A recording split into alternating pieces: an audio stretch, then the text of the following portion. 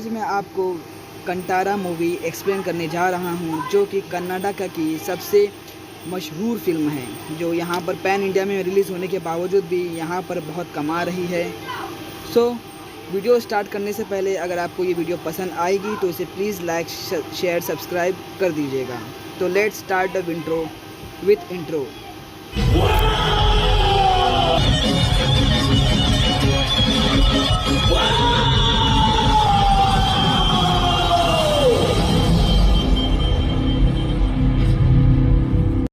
तो फिल्म की शुरुआत होती है 1847 से होती है, जहां हम बताया जाता है कि उस समय वेस्ट कर्नाटका में एक राजा था जिसका साम्राज्य बहुत बड़ा था।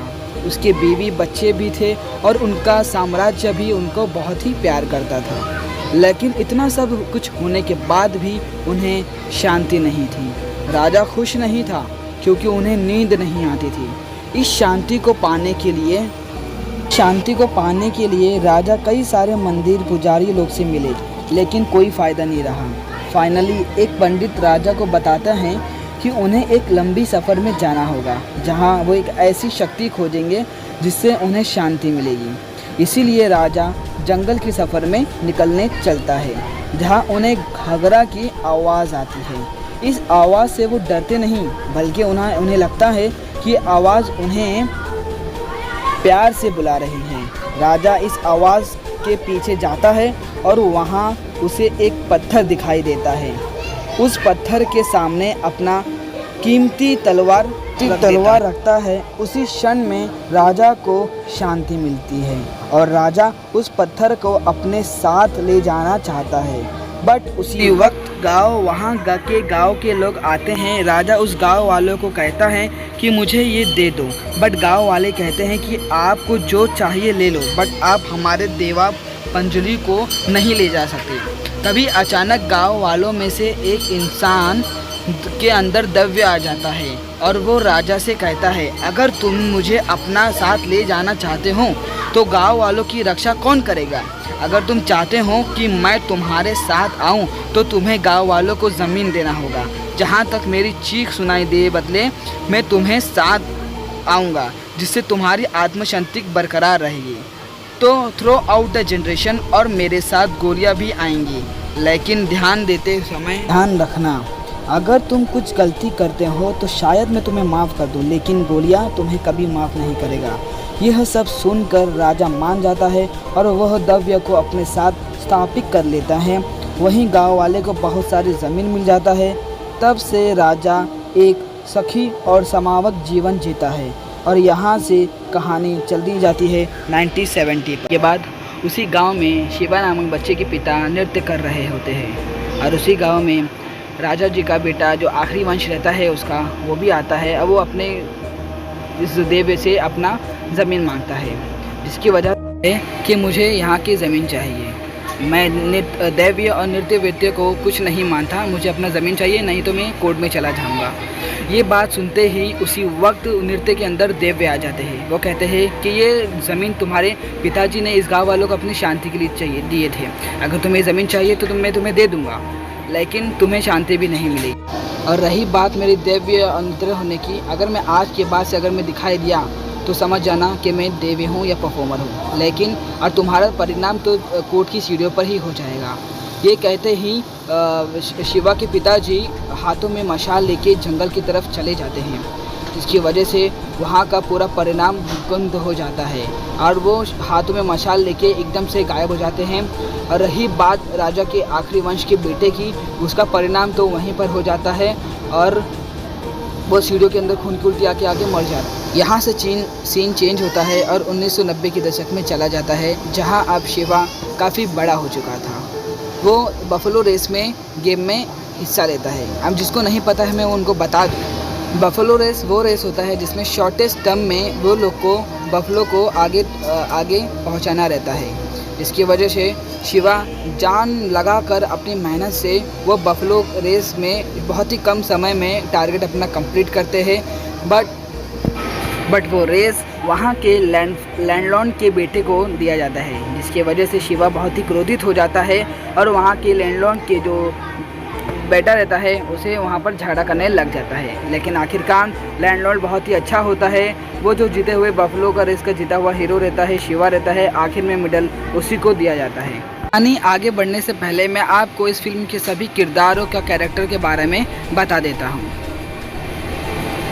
ये शिवा है जो कि बहुत ही निकम्मा है। ये 19 जनरेशन के आगे बढ़ा है, जो कि कंट्रोलर प्रोग्राम में नृत्य का काम करता है।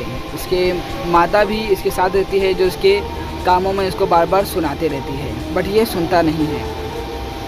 बाद में आते हैं इसका भाई गुरुवा, जो कि कंट्रोलर प्रोग्राम में नृत्य का काम करता है, जो कि वो नहीं करता। कमिंग टू शिवास फ्रेंड, जो इनके दोस्त थे वो थे बुल्ला, रामपा इत्यादि इत्यादि, जो शिवा के साथ ही रहते थे और उनके साथ काम करते थे। शिवा की लव इंटरेस्टेड है लीला, जो कि फॉरेस्ट डिपार्टमेंट में भी काम करती है। उसको रखवाली रखने वाला इंस्पेक्टर मुरली, जो इस गांव का फॉरेस्ट डिपार्टमेंट मैनेजर था। जिस लैंडलॉर्ड की बात हम कर रहे थे वो यही है। फिलहाल ये तो अभी बहुत ही हमें अच्छा दिख रहा था, और इसके साथ जो काम कर रहा है, मतलब इसका राइट हैंड, उसका नाम था, जो बहुत ही गैर इलीगल काम भी करता है, उसका नाम है सुभाष करण, जो कि लैंडलॉर्ड के साथ ही रहता है। तो रेस में शिवा के साथ लड़ने वाला भी यही था। फिर हमें कहानी में दिखाया जाता है कि शिवा के जो दोस्त है वो लैंडलॉर्ड के लिए ही काम करते हैं, चाहे वो इलीगल हो या लीगल, चाहे सुअर को मारना हो या फिर उन लोगों का इलीगल काम करना हो। शिवा और उसके दोस्त लोग लैंडलॉर्ड का साथ यही काम करते थे, जो कि उसका चेला हुआ करता था। कहानी बहुत ही अच्छी चल रही थी जब तक कि पुलिस और फॉरेस्ट डिपार्टमेंट यहाँ पर आँख नहीं मारता। पुलिस डिपार्टमेंट यहाँ के लोकल लोगों को लकड़ियाँ काटने नहीं देता था, क्योंकि ये फॉरेस्ट डिपार्टमेंट का मैनेजर था, और यहाँ के वो कल्चरल बिलीव्स को भी नहीं मानता था, जिसकी वजह से शिवा और मुरली का यहाँ पर बहुत बार झगड़ा भी हो चुका है। बट क्या कर सकते हैं, वो फॉरेस्ट डिपार्टमेंट का मैनेजर था। इसी दौरान हमें पता चलता है कि शिवा को बार बार अपने पिता के गायब होने का दौरा आता रहता था, और एक दिन उस रात में वो अपने पिताजी को देखा था, जो कि बहुत ही अदृश्य तरीके से उन्हें दिख रहा था। उसे सपने में दैव्य भी आते थे। खैर, कुछ दिन बाद लीला गांव में वापस आती है और हमें पता चलता है कि वो ट्रेनिंग लेके आ जाती है। इन दिनों के बीच वहाँ पर नजदीका बढ़ जाती है, और शिवा लैंडलॉर्ड से बात करके लीला को पुलिस में नौकरी करवा देता है, जिसकी वजह से पुलिस में भर्ती हो जाती है। नौकरी के पहले दिन ही गवर्नमेंट ऑफिसर मैनेजर गाँव में आते हैं, और वहाँ पर जो इलीगल तरीके से घर बने हुए रहते हैं वहाँ पर उनको तोड़ने के लिए आ जाता है, जिसकी वजह से गाँव में बहुत ही लफड़े हो जाते हैं, और शिवा भी वहाँ पर आ जाता है, जिसकी वजह से शिवा और पुलिस ऑफिसर में झगड़े हो जाते हैं। पुलिस ऑफिसर मैनेजर सुभाषकरण के लेबरों के जरिए जिन लोगों के घर अकॉर्डिंग टू गवर्नमेंट इलीगल थे वहाँ के घर तोड़ाता है, जिसकी वजह से गाँव वालों में अनबन हो जाती है, और यहाँ तक कि लीला को सब दोषी मानते हैं, क्योंकि लीला भी उसी ऑफिसरों के मैनेजर में सब इंस्पेक्टर थे, जिसकी वजह से शिवा भी उससे बहुत ही नाराज़ हो जाता है। इन सब बातों को मद्देनज़र रखते हुए हमारे जो लैंडलॉर्ड थे वो एक वकील को रखता है, जो कि गांव वालों के जितने भी इलीगल और लीगल पेपर है वो उनको बनाएगा और गवर्नमेंट के सामने पेश करेगा। लैंडलॉर्ड के हिसाब से वकील वही काम करता है जो कि लैंडलॉर्ड उसे कहता है। इन लोगों के हिसाब से वो सारे डॉक्यूमेंट बना देता है। उसके बाद यहाँ पर शिवा और शिवा के जो दोस्त लोग रहते हैं वो पुलिस ऑफिसर मैनेजर से बहुत ही गुस्सा हो जाते हैं। ऑफिसर मैनेजर को यहाँ से निकालने के लिए वो लोग अलग अलग प्लानिंग बनाते हैं, ताकि पुलिस ऑफिसर जो डिपार्टमेंट का मैनेजर है वो यहाँ से निकल जाए और यहाँ से चला जाए।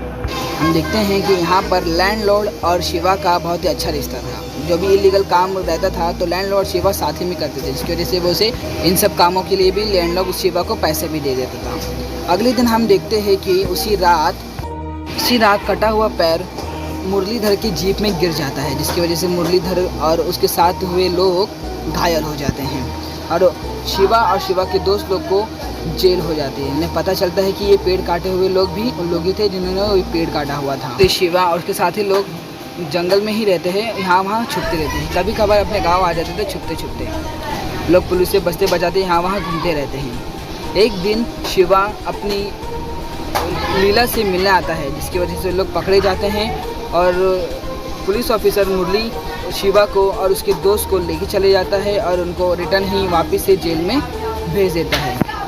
उसी रात गुरुवा एकदम नींद से उठ जाता है और लैंडलॉर्ड को कॉल करके बोलता है कि आने वाले दिनों में बहुत ही बदतर होने वाला है, तो उसे सब कुछ ठीक करना होगा। लैंडलॉर्ड कहता है कि मैं हाँ ठीक कर दूंगा, बट चीज़ें उसकी उल्टी हो जाती है। हाँ, और उसके दोस्त अब भी जेल में ही थे और पुलिस डिपार्टमेंट लोग पूरे इलाकों को फॉरेस्ट डिपार्टमेंट घोषित करने में तुले हुए थे। तो एक दिन ऐसा होता है कि लैंडलॉर्ड रास्ते में जा हुआ रहता है। वो गेरुआ को अपने साथ रास्ते में जाने के लिए बुलाता है। लैंडलॉर्ड गेरुआ से कहता है कि तुम्हारी जो देविया की ज़मीन है वो मुझे दे दो। गेरुआ मना कर देता है। जी हाँ दोस्तों, यहाँ पर हमें पता चलता है कि जो लैंडलॉर्ड है वो असल में क्या है, कौन सी। यहाँ पर हमें लैंडलॉर्ड की असलियत मालूम पड़ती है। गेरुआ ज़मीन देने से मना कर देता है, कहता है कि देविया काफ़ी नाराज़ होगी। लैंडलॉर्ड उसकी बातें नहीं मानता और उसी को वहीं पर मार देता है। गांव वाले गेरुआ की मौत को देखकर बहुत ही सदमे में चले जाते हैं। उन्हें यकीन नहीं होता कि गेरुआ जैसे साधन को किसने मारा। अगले दिन लैंडलॉर्ड घर पे गांव में आकर ऐसे जताता है जैसे कि उसको कुछ पता ही नहीं। वो बहुत ही उसके ऊपर शोक निभाता है उसे, और वहाँ पर गांव वालों को जताता है कि गेरुआ को किसने मारा।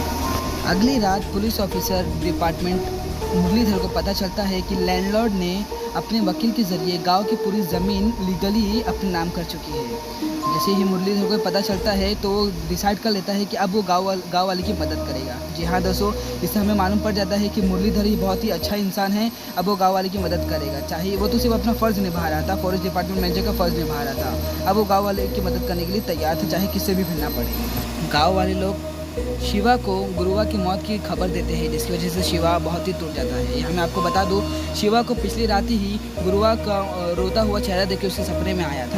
लैंडलॉर्ड को पता चलता है कि पुलिस डिपार्टमेंट उसके काम में टांग अड़ाएगा, जिसकी वजह से उसका काम नहीं हो पाएगा। इसलिए लैंडलॉर्ड क्या करता है, जेल में जाके शिवा को जेल में से बाहर निकाल देता है। जैसे ही शिवा को जेल में से बाहर निकाल देता है, वो उसे कहता है कि गेरुआ को पुलिस डिपार्टमेंट फॉरेस्ट डिपार्टमेंट जो मैनेजर है मुरलीधर, उसने मारा है। शिवा ये बात सुनकर बहुत ही उसे गुस्सा आ जाती है कि मुरलीधर ने गेरुआ को कैसे मारा। ही शिवा गुस्से में आ जाता है, अपनी तलवार को धार करने के लिए लोहार के पास चले जाता है। उसी वक्त वहाँ पर शिवा को कहता है कि जिस वक्त गेरुआ की मौत हुई थी उस वक्त लैंडलॉर्ड और गेरुआ दोनों गाड़ी में साथ में जा रहे थे, लेकिन आते वक्त गेरुआ उसके साथ नहीं था। लैंडलॉर्ड सिर्फ गाड़ी में अकेले जा रहा था, जिसका मतलब लैंडलॉर्ड ने गेरुआ को मारा हुआ है।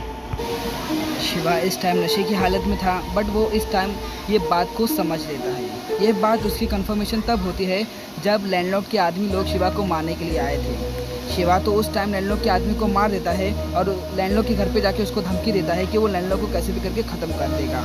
उसी वक्त शिवा अपने घर के लिए निकलता है। उसी वक्त रास्ते में उसे देव्य दिखता है, जिसकी वजह से देव्य दिखने की वजह से शिवा का वहीं पर एक्सीडेंट हो जाता है। शिवा मसाल लेके वहाँ पर आगे की तरफ बढ़ता है कि उसे कुछ तो दिखाई देता है और वो उसी वक्त ठहर जाता है जहाँ पर उसके पिताजी 20 साल पहले गायब हुए थे, और देव्य उसका मार्गदर्शन वहीं पर करता है। गाँव वालों को जाकर बता देता है कि लैंडलॉर्ड ने ही गेरुआ को मारा है। पुलिस ऑफिसर गाँव वालों को समझाता है कि अगर ये गाँव का ज़मीन लीगली तरीके से फॉरेस्ट डिपार्टमेंट का हो जाएगा तो ये ज़मीन लैंडलॉर्ड को भी नहीं मिलेगी, और फिर कोर्ट में रज़ात करा के लीगली ये जो ज़मीन है तुम्हारी हो सकती है। ये ज़मीन लैंडलॉर्ड की तो बिल्कुल नहीं है। उसी वक्त लैंडलॉर्ड क्या करता है, अपने आदमियों की मदद से गाँव वालों को मारने के लिए आदमी भेजता है। उसे पता चल जाता है कि अब लैंडलॉर्ड जो ज़मींदार है वो अब बचने वाला नहीं है। इसलिए वो क्या करता है, अपने आदमियों को बुलाता है और गाँव वालों में बहुत ही झगड़ा करवाता है। लोग यहाँ वहाँ मारते। गाँव वालों की घमासान लड़ाई में शिवा भी लड़ता है। शिवा के साथ साथ उसके दोस्त रामपाल और बुल्ला भी मारे जाते हैं। झड़ाई की नज़रिए में सुभाषकरण भी लैंडलॉर्ड के खिलाफ चले जाता है। एक वक्त उसकी यहाँ पर अच्छाई दिखती है, क्योंकि जब लैंडलॉर्ड उसके ही आदमी को मारा जाता है तो सुभाषकरण के दिल में एक अच्छाई जागती है और वो लैंडलॉर्ड के खिलाफ जाता है, जिसकी वजह से लैंडलॉर्ड भी सुभाषकरण को मार देता है।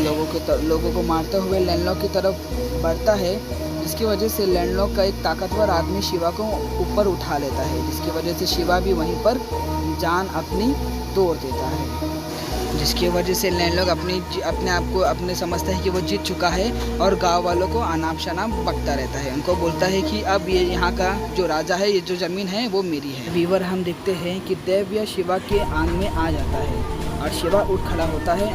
दोस्तों, अब शिवा पूरी तरह से पॉजेस्ड हो चुका होता है। शिवा उठते ही लोगों को मारने लग जाता है, क्योंकि शिवा नहीं था, उसके अंदर का देव्य था, जो कि पूरी तरह से शिवा पॉजेस्ड हो चुका था। वो एक एक करके लैंडलॉर्ड के सभी आदमी को मार देता है। बिल्कुल ही एबनॉर्मल था। शिवा लैंडलॉर्ड के पास आता है और कहता है, ऐसा देव्य उसके ऐसा लगता है कि देव्य उससे कह रहा है, लैंडलॉर्ड से कहता है कि तुम्हें क्या लगता है तुम बच जाओगे, तुम्हें इसी तरह वो लैंडलॉर्ड को मार देता है।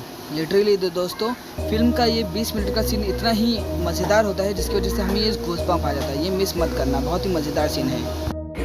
खैर उसके बाद कहानी कुछ दिन बाद की दिखाई देती है, जिसमें शिवा गोला नृत्य करता रहता है अपने पिता जी की तरह, और यहाँ पर लीला प्रेग्नेंट रहती है जिसमें शिवा का ही बच्चा रहता है। कुछ दिन बाद वो नृत्य में शिवा अपने पिता को देखता है और उसके साथ भागता रहता है।